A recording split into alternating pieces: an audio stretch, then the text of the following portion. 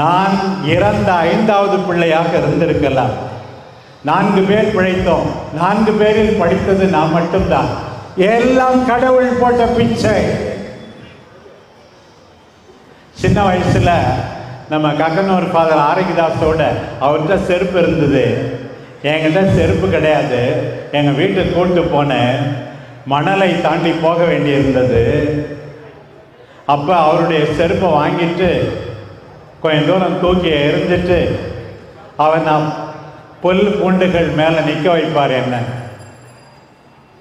பிறகு அவர் நடந்து போவார். அப்படி 1 கிலோமீட்டரை நாங்கள் கடந்தோம். பாருங்கள், எல்லாவற்றையும் நினைத்து பார்க்கிறேன். எல்லாம் இறைவன் போட்ட பிச்சை. பிரியமானவர்களே, கடவுள் தான் உன்னை மகிமைப்படுத்த வேண்டும். வீண் பெருமை கொண்டிருக்காதே.